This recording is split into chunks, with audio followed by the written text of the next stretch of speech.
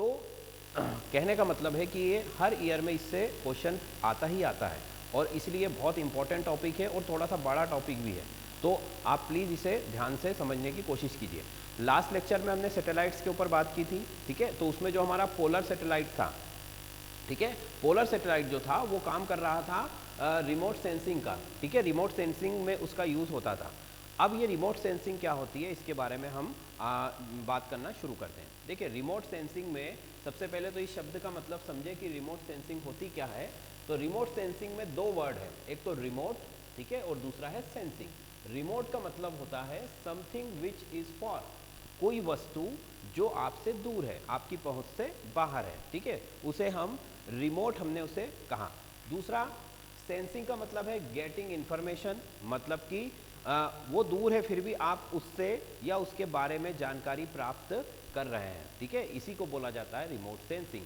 मैं इसे फिर से आपको समझाता हूं कि कोई वस्तु जो आपसे बहुत दूर है, ठीक है, जैसे कि मान लीजिए कोई एरोप्लेन है, ठीक है, या कोई आपका जो लैंड मैप है, या किसी जगह के बारे में आपको ये जानकारी लेनी है कि वहाँ पर जंगल है या नहीं, पेड़ है या नहीं, या संसाधन वहाँ के कैसे हैं, तो ये सब चीज़ें आपकी पहुँच से बहुत दूर है और आप उनको बिना फिजिकली टच किए हुए, मतलब भौतिक रूप से उसको स्पर्श किए बिना उसके बारे में डाटा कलेक्ट करना, मतलब उसके बारे में जानकारी प्राप्त करना, इसी को रिमोट सेंसिंग कहते हैं, ठीक है। जैसे मान लीजिए हमें यहाँ बैठे बैठे ये पता चल गया है कि हमारे देश के मान लीजिए कोई एक शहर है जैसे दिल्ली है, तो दिल्ली में जो आपका दिल्ली शहर है वो कितना फैला हुआ है, या दिल्ली शहर जो है उसमें वाटर के रिसोर्सेज कितने हैं, या फिर वहाँ की जो ज़मीन है, भूमि है, वहाँ पर किस तरह का एग्रीकल्चर हो सकता है।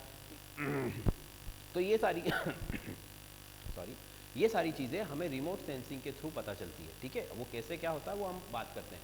तो रिमोट का मतलब है समथिंग विच इज़ फॉर, जो बहुत दूर है, और गेटिंग इन्फॉर्मेशन, दो इसके मतलब है कि दूर पे जो भी वस्तुएं हैं या जो भी ऑब्जेक्ट्स हैं उनके बारे में जानकारी प्राप्त करना बिना उनको टच किए, इस टेक्नोलॉजी को जो है हम रिमोट सेंसिंग कहते हैं, ठीक।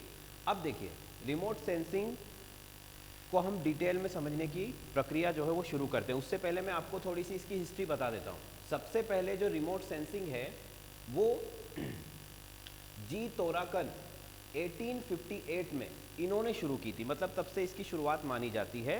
ये फ्रांस में हुई थी ये घटना कि उन्होंने गुब्बारे के अंदर, जैसे आज हमारा जो सैटेलाइट है वो ऊपर अर्थ के ऊपर जो है वो घूमता रहता है हमेशा और हमें इन्फॉर्मेशन देता रहता है, वैसे ही इन्होंने गुब्बारे के अंदर मशीनें फिट करके या गुब्बारे के अंदर जो है एपरेटस लगा करके और उसे हवा में ऊपर उड़ाया था, और फिर उस गुब्बारे में जो मशीनें हैं उनके द्वारा ग्राउंड की मैपिंग की थी, मतलब कि जो भूमि है उसके बारे में जानकारी प्राप्त की थी। भाई देखो, जैसे हमें पता है कि अगर हम ज़मीन पर खड़े हैं तो हमारा व्यू जो है लिमिटेड होगा, हम बहुत कम जगह को देख पा रहे हैं, पर मान लीजिए अगर हम 10 माले की बिल्डिंग पर जाकर खड़े हो जाते हैं, ऊपर से नीचे जब देखेंगे तो हमें बहुत बड़ा व्यू दिखाई देगा, ठीक है। इसी तरह जैसे जैसे हाइट बढ़ती जाती है वैसे वैसे ही हमारा जो व्यू है उसका जो रेंज है वो भी क्या हो जाता है, बढ़ता जाता है। तो इसीलिए सैटेलाइट्स को ऊपर लगाया जाता है, क्योंकि वो जितनी ऊंचाई पर होंगे उससे हमें उतने बड़े एरिया में जो है वो कवरेज उसका मिलेगा, ठीक है। तो उन्होंने गुब्बारे के द्वारा 1858 में जो है इस तरीके का प्रयोग जो है वो शुरू किया था, और वहाँ आसपास की जो भी भूमि है, जो भी ग्राउंड है, उसकी मैपिंग, ग्राउंड मैपिंग का मतलब ये है कि वो जगह कैसी है, ठीक है, वहाँ पर जंगल है या घास के मैदान है या मिट्टी है, रेगिस्तान है, सूखा है, जो कि हम यहाँ पर एक जगह पर खड़े खड़े नहीं देख सकते, ठीक है। तो उन्होंने बहुत बड़े एरियाज़ में ये सारी चीज़ों के बारे में जानकारी प्राप्त की थी, और इसी को जो है रिमोट सेंसिंग एक तरीके से बोला जाता है। वो कैसे प्राप्त होती वो अभी हम बात करने वाले हैं। फिर दूसरा देखिए कि अगर हम थोड़ा आगे चलते हैं, ये तो 1858 की बात थी, मतलब 1858 की बात थी, ठीक। अब प्रथम विश्व युद्ध, मतलब 1920 के आसपास अगर हम आते हैं, 1920 के आसपास, तो आपका जो फर्स्ट वर्ल्ड वॉर था, प्रथम विश्व युद्ध था, उसमें ये जो काम इन्होंने गुब्बारों से किया था, गुब्बारा मीन्स जो गर्म हवा वाला आपका बलून होता है या हीलियम का बलून जो होता है उसके थ्रू। अब प्रथम विश्व युद्ध के समय पर यही काम जो है एरोप्लेन्स के द्वारा, हवाई जहाज़ों के द्वारा किया गया, ठीक है। एरोप्लेन्स में मशीनरी फिट कर दी, ठीक है, जो भी इक्विपमेंट है वो सारे लगा दिए और एरोप्लेन को हवा में उड़ने दिया। तो एरोप्लेन जिस जगह के ऊपर से भी उड़ करके जाएगा, नीचे की सारी इन्फॉर्मेशन जो है वो कलेक्ट करके आपको रिसीवर में पहुंचा देगा, मतलब आपको वहाँ की सारी जानकारी जो है मिल जाएगी, ठीक है। जैसे आजकल हमारा जो वो छोटा ड्रोन नहीं होता है जिससे कि हम मैरिज वगैरह को कवर किया जाता है, ऊपर से व्यू मिलता है, तो उसी तरह से जो आपका हवाई जहाज एरोप्लेन है उसमें भी मशीन और कैमराज और सारे एपरेटस लगा करके और जो है उसको छोड़ दिया जाता है या उसको पायलट चलाता है और जिस जगह की भी उनको इन्फॉर्मेशन चाहिए उसके ऊपर से उसको उड़ाया जाता है और जैसे ही वो ऊपर से उड़ता है तो वो पूरा स्कैन करता हुआ जाता है और सारी जानकारी जो है वो आपको प्रदान कर देता है। ठीक, तो प्रथम विश्व युद्ध के समय में हवाई जहाज़ों के द्वारा इस तरीके की रिमोट सेंसिंग होने लगी थी। फिर आगे चलें तो 20वीं सदी के आते आते जो है उपग्रहों के द्वारा रिमोट सेंसिंग होने लगी। मतलब जो एक्चुअल में रिमोट सेंसिंग होती है वो होने लगी उपग्रहों के द्वारा। लैंडसैट है, रडार है, ये सारे उपग्रहों के द्वारा जो है रिमोट सेंसिंग जो है होने लगी। देखिए, अगर मैं द्वितीय विश्व युद्ध की बात करूं, द्वितीय विश्व युद्ध में हमें पता है कि द्वितीय विश्व युद्ध जो था वो हिटलर ने शुरू किया था और काफ़ी कुछ वहाँ पर जो है डिस्ट्रॉय भी उसने कर दिया था। अब हिटलर ने ब्रिटेन के ऊपर जो है लगातार जो है बम बरसा रहा था। हिटलर अपने जो प्लेन्स हैं उनके द्वारा, उसकी जो वायुसेना थी लुफ्तवाफा, उसके द्वारा वो लंदन के ऊपर, ठीक है, लंदन के ऊपर लगभग रोज बमबारी करता था। ठीक है, अब फिर भी क्या होता था कि जो ब्रिटिश लोग थे उन्होंने एक टेक्नोलॉजी का डेवलपमेंट तब तक कर लिया था, उसका नाम था रडार। ठीक है, और रडार के थ्रू उनको पता चल जाता था कि हिटलर के जो प्लेन्स है, जो उसकी सेना है, वायुसेना, वो आ रही है और वो फिर उससे बचने के उपाय जो है करने लगते थे। तो उस समय रडार ने जो है ब्रिटेन को हिटलर के द्वारा जो हार मिलने वाली थी उससे बचा लिया था। ठीक है, रडार क्या होती है वो अभी मैं आगे बताने वाला हूँ। तो रडार भी एक तरह का क्या है, रिमोट सेंसिंग है, सुदूर संवेदन है। दूर से वो पता लगा लेता है कि कोई ऑब्जेक्ट आपकी तरफ आ रहा है। ठीक है, और कोई ऑब्जेक्ट आ रहा है तो अगर हमें पहले पता चल जाएगा, अलर्ट हो जाएंगे, तो फिर क्या होगा, उससे बचने के हम तरीके जो है ढूंढ सकते हैं। तो हिटलर, अगर रडार ब्रिटेन के पास नहीं होता, ठीक है, तो हिटलर जैसे फ्रांस को हरा दिया था हिटलर ने, वैसे ही वो लंदन को भी, लंदन के ऊपर या ब्रिटेन के ऊपर भी कब्जा कर लेता। ठीक है, चलो उसके बारे में भी हम बात करेंगे। तो ये हो गया। फिर आगे देखो, आगे है कि अब 21वीं सदी के आते आते, ठीक है, 21वीं सदी के आते आते तो सारी चीज़ें बहुत एडवांस हो गई है भाई। नासा है, अमेरिका की अंतरिक्ष एजेंसी है, फिर उसके बाद में रशिया, हर देश की लगभग अपनी खुद की जो है स्पेस एजेंसी है, हमारे पास भी है इसरो। तो इनने बहुत ही मॉडर्न टेक्नोलॉजी के और बहुत ही हाई मेगापिक्सल वाले और बहुत ही एडवांस जो है वो कैमरा और टेक्नोलॉजी से लेस सैटेलाइट को जो है स्पेस में भेजना शुरू कर दिया था। और इसलिए सारा सिनारियो ही चेंज हो गया था। मतलब कि अब कोई देश किसी दूसरे देश से कुछ भी छिपा नहीं सकता था, क्योंकि ऊपर तो सैटेलाइट हमेशा घूम ही रहे हैं। तो इसलिए यहाँ पर आते आते ये टेक्नोलॉजी जो है बहुत ज़्यादा एडवांस हो गई थी। ठीक है, और साथ ही में एडवांस हो गई, उसके साथ में इससे बचने के तरीकों में भी जो है, इसका जो बचाव का जो तरीका है कि भाई मान लो रडार है, तो रडार से बचने के लिए एरोप्लेन्स को क्या करना चाहिए, वो टेक्नोलॉजी का भी डेवलपमेंट शुरू हुआ। मतलब दोनों ही तरह से काम शुरू हो गया। टेक्नोलॉजी भी इंप्रूव हो रही थी और उस टेक्नोलॉजी, दूसरे देश के पास अगर है वो टेक्नोलॉजी, तो उससे कैसे बचा जाए वो भी इंप्रूवमेंट चल रहा था। ठीक है, दोनों ही चीज़ें चल रही थी। अब अगर भारत में इसके इतिहास की बात करें तो भारत में सबसे पहले जो है पिरारोत रामापिश रोटी, ये हमारे जो है इन्होंने प्रोफेसर थे, इन्होंने सबसे पहले सुदूर संवेदन का काम किया था 1971 में। ठीक है, फिर राष्ट्रीय सुदूर संवेदन केंद्र जो है हमारे हैदराबाद में और देहरादून, दो जगहों पर स्थित है। हालांकि इनके काम अलग अलग हैं, वो भी हम डिटेल में बात करेंगे। राष्ट्रीय सुदूर संवेदन केंद्र हैदराबाद और देहरादून में स्थित है।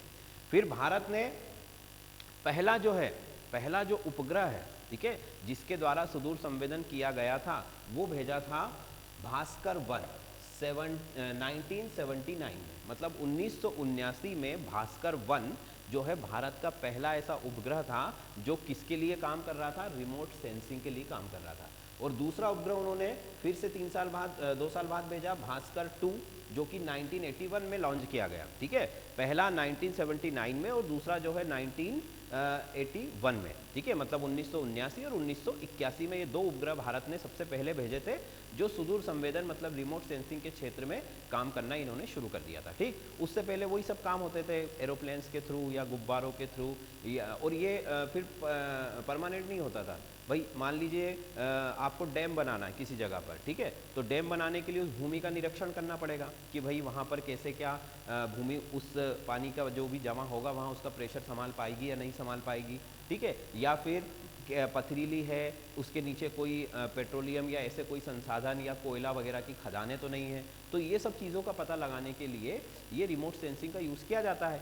अब ये सैटेलाइट नहीं थे तब गुब्बारों में जो है मशीनें लगा करके और ऊपर छोड़ करके पूरी जगह का निरीक्षण किया जाता था, और वो काम थोड़ा धीमा भी होता था और फिर उसको रोज़ रोज़ करना पड़ता था। भाई आज गुब्बारा उड़ाया, कल भी उड़ाना पड़ेगा। बट सैटेलाइट जो है वो तो 24 घंटे ऑलरेडी अर्थ के ऑर्बिट में घूम ही रहा है, तो वो चीज़ें बहुत आसान कर देता है। ठीक, अब हम बात करते हैं कि ये हमने हिस्ट्री की बात कर ली, रिमोट सेंसिंग का एक मतलब हमने समझ लिया कि ये क्या होता है।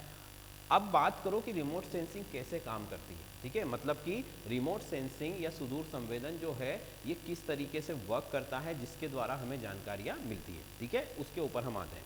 तो देखिए, सबसे पहले हमें इसको समझने के लिए मैं आपको ये समझाना चाहता हूँ कि जो हमारा सनलाइट होता है, ठीक है, सन होता है, सूर्य होता है, इस सूर्य का जो प्रकाश है, सन जो लाइट है, ठीक है, ये धरती पर आता है, हम सभी को पता है। ये मान लीजिए हमारी अर्थ है तो इस पर आता है वो। अब इस सनलाइट में क्या क्या चीज़ें हैं, पहले उसके बारे में हमें जानकारी लेनी पड़ेगी। तो देखिए, सनलाइट जो है, सनलाइट में कई तरीके का रेडिएशन मतलब विकिरण होता है, कई तरीके का प्रकाश होता है। ठीक है, गामा रेडिएशन ये लिखा हुआ है यहाँ पर, देखिए गामा रेडिएशन भी है। ठीक है, उसके बाद में एक्स रेज भी होती है, अल्ट्रावायलेट रेज भी होती है, विजुअल लाइट भी होता है, उसके बाद में आपका जो इंफ्रारेड भी होता है। इसी तरह के कई तरह के जो रेडिएशन है वो सनलाइट में प्रेजेंट होते हैं, जो सूर्य के प्रकाश में उपस्थित होती है। कहने का तात्पर्य है कि अगर हम इसको सरल भाषा में समझें तो अलग अलग आवृत्ति वाला प्रकाश सूर्य के प्रकाश में उपस्थित होता है। ठीक है, आवृत्ति से आप ये समझ सकते हो कि अलग अलग रंगों का, जैसे कि अगर हम सूर्य के प्रकाश को किसी प्रिज्म के द्वारा गुजारे, ठीक है, जैसे मान लो ये प्रिज्म का मतलब कांच का एक छोटा सा टुकड़ा होता है। ठीक है, जिनको नहीं पता है, जो बच्चे साइंस से रिलेटेड होंगे तो उनको तो पता ही होगा, पर अगर नहीं भी पता है तो प्रिज्म जो है वो एक कांच का जो ट्रायंगुलर शेप में त्रिकोणाकार एक टुकड़ा होता है। ठीक है, ग्लास का बना हुआ। अब इसके अंदर जब सनलाइट जाता है तो क्या होता है, जैसे ये सनलाइट की रेज है, जब इसके अंदर गई तो ये इसको 7 रंगों में विभाजित कर देती है, 7 कलर्स में। ठीक है, मतलब 7 रंगों में। कौन कौन से कलर होते हैं वो हमने पढ़ा होगा ना, जैसे इंद्रधनुष के 7 रंग होते हैं, वायलेट होता है, ब्लू होता है, ग्रीन होता है, येलो होता है। इस तरीके से 7 रंगों में उसको विभाजित कर देता है। कहने का मतलब कि सूर्य के प्रकाश में 7 रंग उपस्थित होते हैं केवल, पर वो सिर्फ किस में होते हैं, सॉरी, ये होते हैं केवल विजुअल लाइट में। सूर्य के प्रकाश का जो विजुअल लाइट होता है उसमें 7 रंग उपस्थित होते हैं। इसी तरह ये दूसरे भी रेडिएशन है, इनमें भी अलग अलग तरह के रंग जो है वो उपस्थित होते हैं। अब हर रंग की आवृत्ति अलग है। ठीक है, आवृत्ति और रंग, आवृत्ति और रंग से आप यूँ समझ सकते हैं कि भाई अगर किसी को आवृत्ति समझ ना आ रही हो कि आवृत्ति क्या होती है, तो वो आप उसको रंग के माध्यम से समझ सकते हो कि अगर रंग आवृत्ति बदलेगी तो रंग बदल जाएगा, या रंग बदला है अगर, मतलब कि उसकी आवृत्ति जो है वो बदल चुकी है, ऐसा आप समझ सकते हो। तो देखो, सूर्य के प्रकाश में जो विजुअल लाइट है, जो दृश्य प्रकाश है, उसमें 7 रंग उपस्थित होते हैं। जैसे इंद्रधनुष जब बनता है आसमान के अंदर तो हमने देखा होगा उसमें भी 7 रंग होते हैं। ठीक है, तो वो 7 रंग कैसे बनते हैं वहां पर, कि जब एटमॉस्फेयर में वाटर की ड्रॉपलेट्स होती है, ठीक है, वायुमंडल में जल की छोटी छोटी बूंदें उपस्थित होती है, तो वो प्रिज्म का काम करती है, और जब सनलाइट उनके अंदर से जाता है तो वो क्या बन जाता है, 7 रंगों में टूट जाता है, और इस तरह से हमें रेनबो या इंद्रधनुष जो है वहां पर दिखाई देता है। ठीक, इतनी बात क्लियर कि सूर्य के प्रकाश में 7 रंग उपस्थित होते हैं। तो अब इसका यहाँ पर क्या यूज़ है वो देखो कि इस जो रिमोट सेंसिंग है उसमें सनलाइट का क्या यूज़ हम बताना चाह रहे हैं। तो देखो, सूर्य का जो प्रकाश है वो पृथ्वी की हर वस्तु पर पड़ता है। ठीक है, चाहे वो सजीव हो या निर्जीव हो। मान लीजिए एक पेड़ है, एक ट्री है, उस पर भी सनलाइट पड़ेगा। मान लीजिए कोई लैंड है, खाली पड़ी हुई जगह है, उस पर भी लाइट पड़ेगा। मान लीजिए कि कोई तालाब है, नदी है, जल स्रोत है, उस पर भी लाइट पड़ेगा।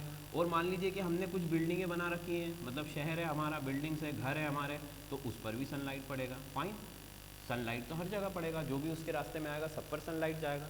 तो देखो, सनलाइट ऊपर से सब पर एक जैसा आ रहा है, बट अब चेंज कहाँ पर हो रहा है वो देखो, कि जब वो पेड़ से टकराता है, ठीक है, तो पेड़ से टकराने के बाद कुछ प्रकाश को जो है पेड़ अवशोषित कर लेता है, मतलब एब्जॉर्ब कर लेता है, और कुछ प्रकाश को परावर्तित कर देता है, मतलब रिफ्लेक्ट कर देता है।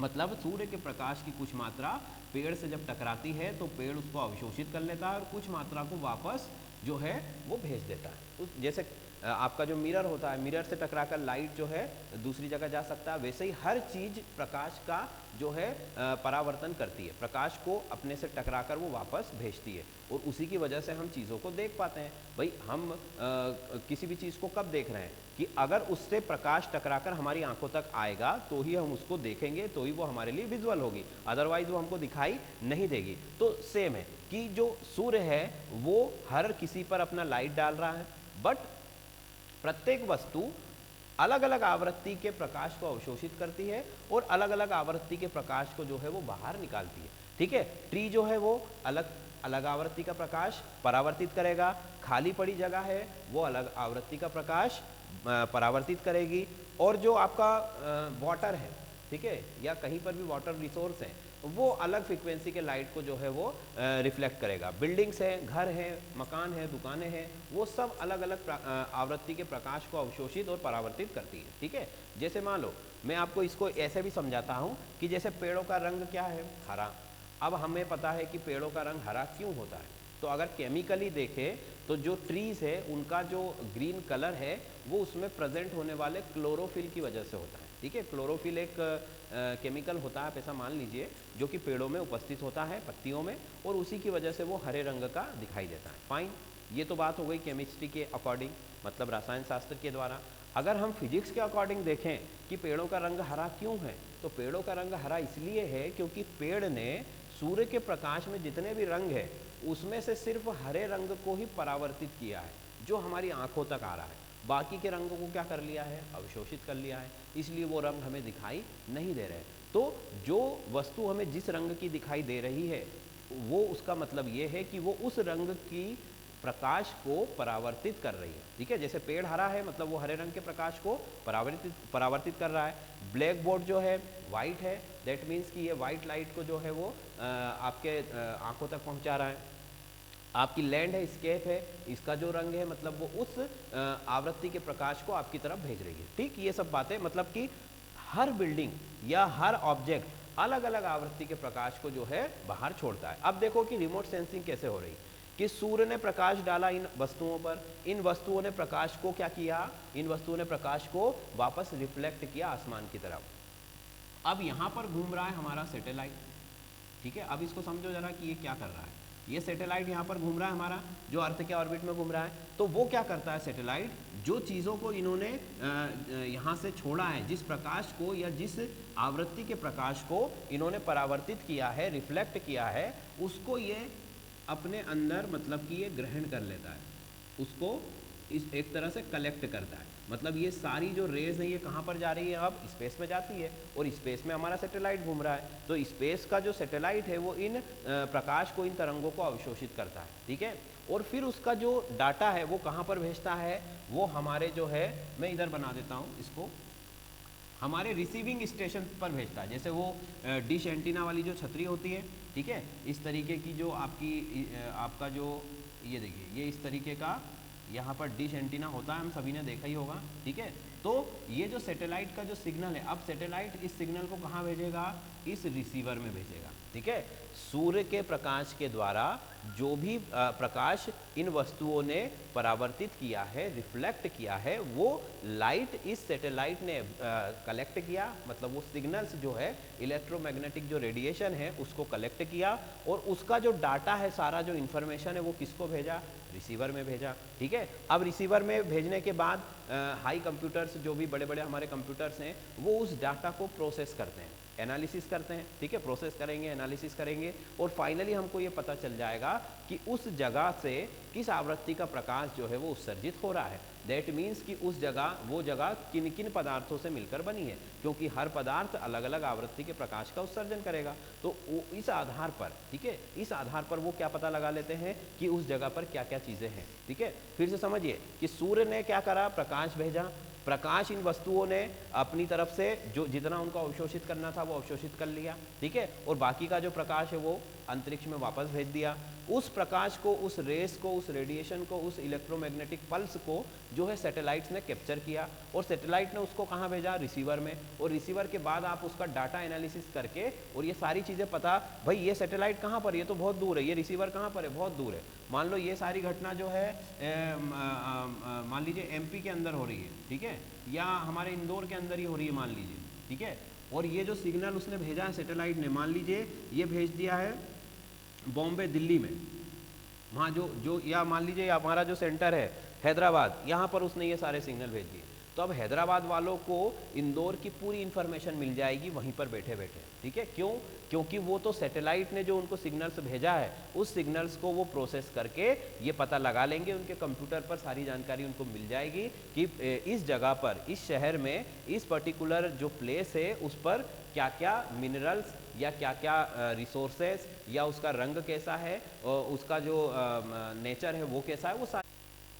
चलिए तो यहाँ पर हमारे सैटेलाइट ने सारे सिग्नल्स को कैप्चर किया और उनको भेजा रिसीवर में, और ये रिसीवर कहीं दूर है, ठीक है, हो सकता है किसी दूसरे देश में भी हो, तो वहाँ से ये सारी इन्फॉर्मेशन उनको वहीं बैठे बैठे मिल जाती है, ठीक है। ये सुदूर संवेदन है। अब सुदूर संवेदन जो ये बताया मैंने आपको, ये पहले प्रकार का है, मतलब ये अक्रिय संवेदन है। अक्रिय मतलब passive remote sensing. Passive remote sensing का क्या मतलब हुआ वो देखो। पैसिव रिमोट सेंसिंग का मतलब ये हुआ कि अब हमें अगर इन सब वस्तुओं की जानकारी प्राप्त करनी है तो हमें सूर्य पर निर्भर रहना पड़ेगा, क्योंकि अगर सनलाइट नहीं होगा तो ये सारी चीज़ें नहीं होगी, मतलब कि केवल ये दिन के समय में काम करेगा, ये उसका लिमिटेशन हो गया, ये उसकी सीमा हो गई कि भाई अगर सूर्य है ही नहीं, रात है, तो आपको कोई सिग्नल मिलेगा ही नहीं, कोई लाइट होगा नहीं, तो मतलब कि आपका जो सैटेलाइट है या आपका जो ये टेक्नोलॉजी है ये केवल रात के समय में काम करेगा, ठीक है। तो ये तो फिर गड़बड़ हो जाएगा, क्योंकि अब तो ऐसा ज़माना आ गया कंपटीशन का कि आपको तो दिन रात सारी इन्फॉर्मेशन मिलनी चाहिए। तो ये पैसिव है। पैसिव का मतलब ये हुआ कि यहाँ पर हमारी डिपेंडेंसी है, हम निर्भर है किसके ऊपर, सूर्य के प्रकाश के ऊपर। अगर सूर्य का प्रकाश नहीं होगा तो ये सारा काम जो है वो नहीं हो पाएगा, ठीक है। और दूसरा जो होता है वो सक्रिय remote sensing, active remote sensing, उसको अब हम समझते हैं, जिसका कि ज़्यादातर यूज़ अब होता है, ठीक है। आपका पैसिव रिमोट सेंसिंग जो है वो तो खैर यूज़ होता ही होता है, बट एक्टिव रिमोट सेंसिंग से दिन हो, रात हो, बारिश हो, मौसम कैसा भी हो, तूफान आ रहा हो, कुछ भी हो रहा हो, हमें हमारा जो भी काम है वो चलता रहेगा, डिस्टर्बेंस वहाँ पर नहीं होगा और सारी जानकारियाँ आपको मिलती रहेंगी। तो अब हम बात करते हैं कि सक्रिय जो रिमोट सेंसिंग है या सक्रिय सुदूर संवेदन है वो क्या होता है। तो देखो उसको समझते हैं। उसमें भी देखो ये चीज़ तो रहेंगी, सैटेलाइट भी रहेगा उसमें और उसमें रिसीवर भी रहेगा, ठीक है। मतलब ये आपका सैटेलाइट और ये आपका रिसीवर, ये रिसीवर है, ये सैटेलाइट, ये दोनों चीज़ें तो एज इट इज़ रहेंगी, ठीक है।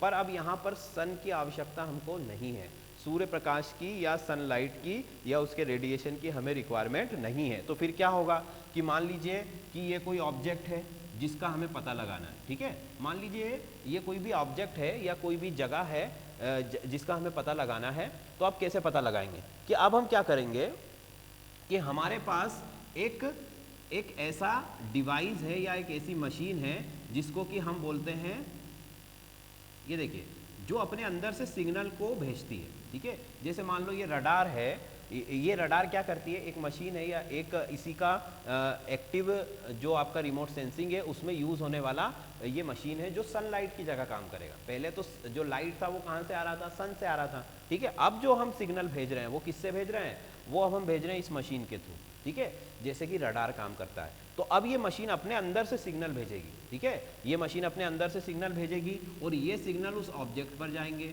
ठीक है। ये जो रेडिएशन है या जो ये इलेक्ट्रोमैग्नेटिक आपका जो विद्युत चुंबकीय जो तरंगे हैं वो इस ऑब्जेक्ट से जाकर टकराएंगी और फिर ये ऑब्जेक्ट क्या करेगा कि इस तरंगों में से, उस एनर्जी में से या उस लाइट में से कुछ आवृत्ति के प्रकाश को अवशोषित करेगा, पहले की तरह जैसे सन के केस में कर रहा था, और कुछ आवृत्ति के प्रकाश को वापस परावर्तित कर देगा। तो अब जब ये परावर्तित करेगा तो उसको वापस सैटेलाइट क्या कर लेगा, कैप्चर कर लेगा और फिर वही सारी जानकारी हमको यहाँ पर पे जो है मिल जाएगी, ठीक है। तो कहने का मतलब कि एक्टिव जो आपकी रिमोट सेंसिंग है उसमें हमने सन की जगह एक दूसरे डिवाइस का यूज किया है जिसमें से कुछ विद्युत चुंबकीय तरंगे या जो है आपका जो रेडियो वेव्स जो है निकलती हैं, सिग्नल्स निकलते हैं, सिंपल लैंग्वेज में अगर बोले तो सिग्नल निकलते हैं। वो सिग्नल वो लगातार अपने अंदर से निकालता रहता है, ठीक है। और वो सिग्नल जिससे भी जाकर टकराते हैं तो टकरा कर वापस तो आएगा, ठीक है, कुछ वापस आएगा, कुछ एब्जॉर्ब हो जाएगा। तो वो जो वापस आता है उसको कौन वापस कलेक्ट कर लेता है? सैटेलाइट, और फिर से वही प्रक्रिया हो जाती है, ठीक है। मतलब सन की जगह अब ये काम कर रहा है। अब देखो ये जो टेक्नोलॉजी है ये एक तरह से हम इसको बोल सकते हैं कि ये रडार है। क्या है? रडार है। रडार क्या होता है?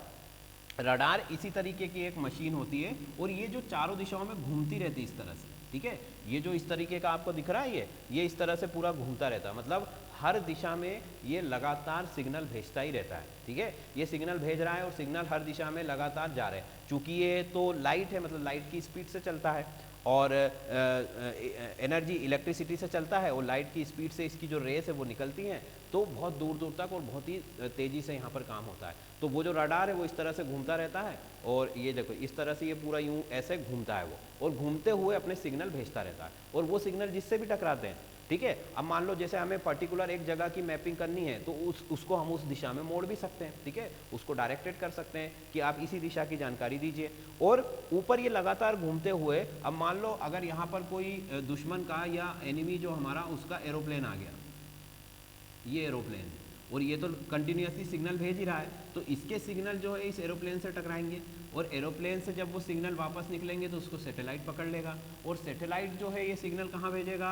रिसीवर में भेजेगा और हमें पता चल जाएगा कि भाई इस एरिया के अंदर कोई एरोप्लेन घूम रहा है जो कि हमारी परमिशन के बिना वहाँ पर घुस आया है। तो इस तरीके से ये रडार काम करता है, ठीक है। रडार का मतलब आज की जो भी हमारा मिलिट्री इक्विपमेंट है या सेना की जो भी हथियार है या जो भी आपके साजो सामान है, अगर उसमें रडार शामिल नहीं है तो हम दुश्मन के हमले से बच नहीं सकते हैं और ना ही उस पर अच्छा तगड़ा हमला कर सकते हैं। क्योंकि एरोप्लेन है, एरोप्लेन आजकल क्या होगा, एरोप्लेन 5th जनरेशन के अगर आप देखोगे फाइटर प्लेन्स तो साउंड की स्पीड से 6-7 गुना तेज है, ठीक है। साउंड की स्पीड से भी 6 से 7 गुना तेज है, मतलब बहुत तेज है, उनको आंखों से देखा ही नहीं जा सकता, उनकी जब तक आवाज आती तब तक वो बहुत आगे निकल जाएंगे, ठीक है। तो मीन्स उनको पकड़ने के लिए ये रडार काम करता है। ये रडार कंटिन्यूसली सिग्नल भेजता है जो लाइट की स्पीड से चलते हैं और वो सिग्नल उन ऑब्जेक्ट से टकरा करके वापस सैटेलाइट उनको कैप्चर करके प्रोसेस करके हमको बता देता है कि ये एरोप्लेन हमारे क्षेत्र में घुसा है, ठीक। अब इस तरह की जो टेक्नोलॉजी है एनिमल्स में भी होती है, जैसे कि आपका बैट होता है, चमगादड़ होता है, उसको दिखाई नहीं देता, मतलब वो अंधेरे में उड़ता है। हमें देखा ही होगा कि चमगादड़ जो है वो रात में उड़ता है, तो वो चीज़ों को कैसे देखता है? वो अपने अंदर से लगातार एक साउंड वेव जो है निकालता रहता है, मतलब वो लगातार चिल्लाता रहता है, एक तरह का साउंड अपने अंदर से अपने मुंह से निकालता रहता है।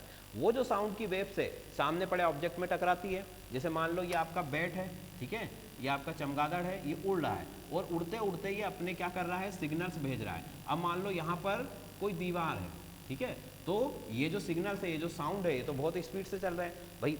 चमगादड़ या बैट जिस स्पीड से उड़ रहा है उससे कई गुना तेज स्पीड से सिग्नल जाएगा, तो सिग्नल इससे टकराया और इससे टकराकर वापस आया और चमगादड़ ने उसको क्या किया? रिसीव किया, ठीक है। और रिसीव किया और उसको पता चल गया कि सामने तो दीवार है, क्यों? क्योंकि सिग्नल बहुत जल्दी टकराकर वापस आ गया है, और अगर सामने दीवार नहीं होगी तो सिग्नल टकरा करके वापस आएगा ही नहीं, वो दूर चला जाएगा, किसी दूसरे ऑब्जेक्ट से टकरा जाएगा। तो इस तरीके से जो बैट है वो अपना रास्ता बनाता है, शिकार की खोज करता है, शिकार करता है और रात में उड़ता है, तो वो भी इसी टेक्नोलॉजी का यूज़ करता है, ठीक। दूसरा, डॉल्फिन्स अगर आप देखो वो भी इसी तरह की टेक्नोलॉजी यूज़ करती, मतलब कि नेचर ने उनको ऐसा बनाया है, तो वहाँ पर भी वो यही सब चीज़ें करते हैं। फिर डॉल्फिन्स हो गई, आपके बेट्स हो गए, इनके अंदर जो है इसी तरह की टेक्नोलॉजी के द्वारा ही अपना, डॉल्फिन तो अंधी होती है, उसको दिखाई नहीं देता, ठीक है, चमगादड़ को तो आंखें होती है, बट वो रात में उड़ने की वजह से वो इस तरीके की उसको यूज़ नहीं कर पाता है। जो आपका आउल होता है, उल्लू होता है, वो भी इसी तरीके से काम करता है।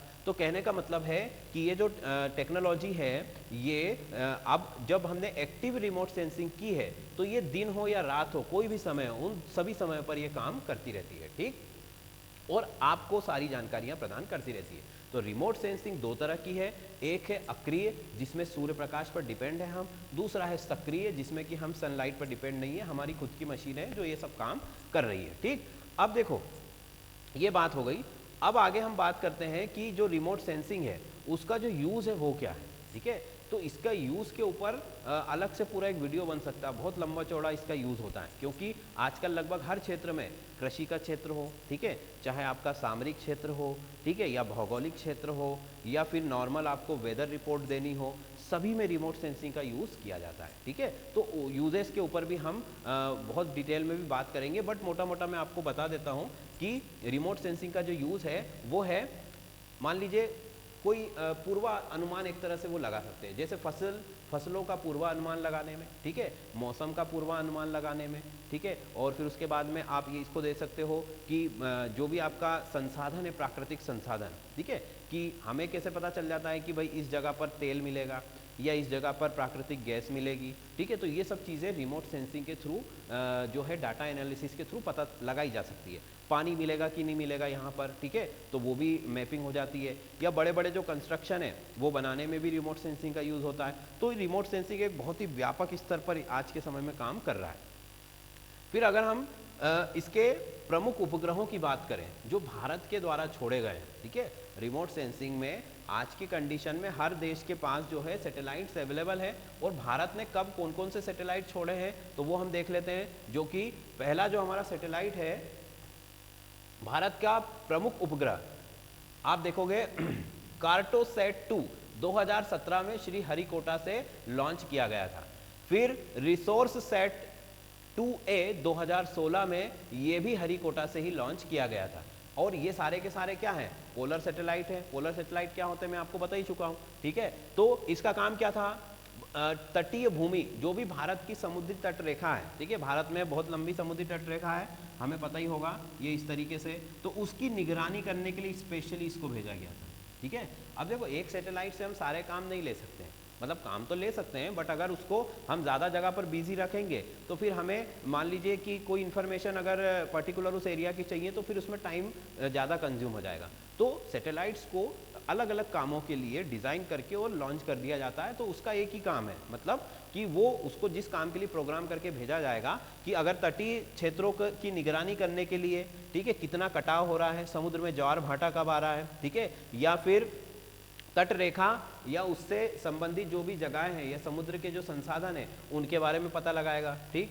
आगे देखो तो इसने क्या किया 2016 में, ये भी संसाधनों की निगरानी करने में, मतलब कि जो भी रिसोर्सेस हैं, आपके नेचुरल रिसोर्सेस हैं या आर्टिफिशियल रिसोर्सेस हैं, उनकी जो है निगरानी करने में या उन पर नज़र रखने के लिए एक तरीके से इसको यूज़ किया जा रहा है। फिर आगे देखो अगला कौन सा सैटेलाइट है, वो भी 2016 में श्री हरिकोटा से ही जो है लॉन्च किया गया था, स्कैटसैट, जो कि PSLV रॉकेट के थ्रू लॉन्च किया गया था। और इसका जो काम था ये मौसम का पूर्वानुमान लगाने के लिए, मौसम की जानकारी देने के लिए, ठीक है। अब देखो मौसम जो होता है उसका पूर्वानुमान लगाया जा सकता है, जैसे हम सुनते होंगे ना कि भाई अगले 2 दिनों में भारी बारिश का अनुमान, या फिर भारी बारिश के साथ तेज हवाएं चलने वाली हैं। तो ये सब कैसे पता चलता है, क्योंकि मौसम का पूर्वानुमान यहाँ पर किस तरह से लगाया जाता है, क्योंकि एक जगह का मौसम दूसरी जगह के मौसम के ऊपर निर्भर होता है। जैसे मान लो हमारा ये भारत देश है और ये पूरा आपका समुद्र है, ठीक है। तो अब अगर समुद्र में कुछ भी हलचल हो रही है, मतलब कि हवा मतलब कि कोई तूफान आने वाला हो या फिर कम दबाव का क्षेत्र बन रहा हो, तो ये सब चीज़ें जो है सैटेलाइट से हमें पता चल जाती हैं। तो वो अनुमान लगाते हैं कि भाई ये जो कम दबाव का क्षेत्र बना है या यहाँ पर जो तूफान उठा है, उस तूफान की वजह से तटीय इलाकों में बारिश हो सकती है या वहाँ पर भी तूफान आ सकता है, तेज हवाएं चल सकती हैं। तो ये चीज़ें हमको पहले ही पता चल जाती है, अनुमान लग जाता है, ठीक है, एक तरीके का। तो वो काम उस काम के लिए अलग सैटेलाइट को है लॉन्च किया गया है। अब ये जो सैटेलाइट लॉन्च किए जाते हैं इनकी एक उम्र होती है, मतलब एक एज के बाद, एक टाइम पीरियड के बाद ये काम करना बंद कर देते हैं, ठीक है। जैसे 5 साल के लिए फिर अगला सैटेलाइट लॉन्च करना पड़ता है, या फिर 10 साल के लिए या 15 साल के लिए, जैसा भी आप उसको बना करके लॉन्च करोगे उसके वो उतनी समय अवधि तक काम करेगा। उसके बाद वो अपने आप ऑर्बिट से जो है नीचे अर्थ पर आ जाता है, गिर जाता है, क्योंकि उसकी मशीनें बंद हो जाती है, और गिरने के बाद जो है फिर आपको नया सैटेलाइट जो है लॉन्च करना पड़ता है, ठीक। तो और जो सैटेलाइट अगर हायर ऑर्बिट्स में है, जो नीचे अपने आप नहीं आ रहे हैं, तो फिर उनको गिराया भी जाता है। कोई भी आपकी जो मिसाइल्स वगैरह हैं या रिमोट के थ्रू उनको ऑपरेट किया जाता है, जिसकी वजह से वो नीचे आ जाते हैं। फिर अगला देखिए, तो मेगाट्रॉपिक जो कि भारत और फ्रांस का संयुक्त सैटेलाइट था, ठीक है, भारत और फ्रांस का संयुक्त सैटेलाइट था, इसको भी हरिकोटा से लॉन्च किया गया था और इसका काम है जल एवं ऊर्जा विनिमय का अध्ययन करना, मतलब जो वाटर का रिसोर्सेस है, वाटर का जो साइकिल है, ठीक है, उसके बारे में, और एनर्जी का जो साइकिल है, ठीक है, उसके बारे में इसका जो है अध्ययन करने के लिए, स्टडी करने के लिए उस सैटेलाइट को लॉन्च किया गया। फिर ओशन सेट, ये भी पीएसएलवी रॉकेट के थ्रू 2009 में लॉन्च किया गया था श्रीहरिकोटा से, और ये समुद्री संसाधनों पर जो आपके वाटर रिसोर्सेस है, सी वाटर रिसोर्सेस है, ठीक है, हमें पता है कि समुद्र के अंदर भी पेट्रोल भी होता है, गैस भी होती है, ठीक है, उसके बाद में कई तरह की आपको केमिकल्स या जो आपके फॉसिल फ्यूल्स होते हैं वो सब मिलते हैं, तो वहाँ पर भी उन संसाधनों की जानकारी और उनकी निगरानी के लिए इस तरीके के सैटेलाइट्स का यूज़ किया जाता है, ठीक है। तो ये तो हमने बात की केवल प्रमुख उपग्रह जो भारत ने भेजे हैं और जो अभी काम कर रहे हैं या हमें जानकारियाँ प्रदान कर रहे हैं।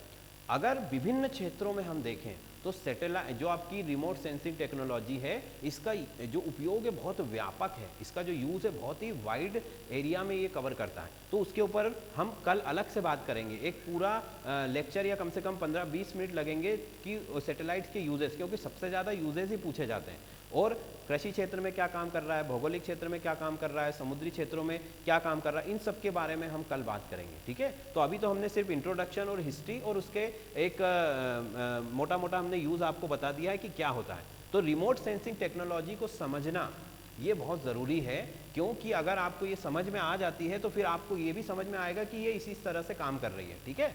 तो ये सारी चीज़ें हमने आज के लेक्चर में कवर की। अब इससे रिलेटेड अगर कोई क्वेश्चन हो तो आप पूछ सकते हो।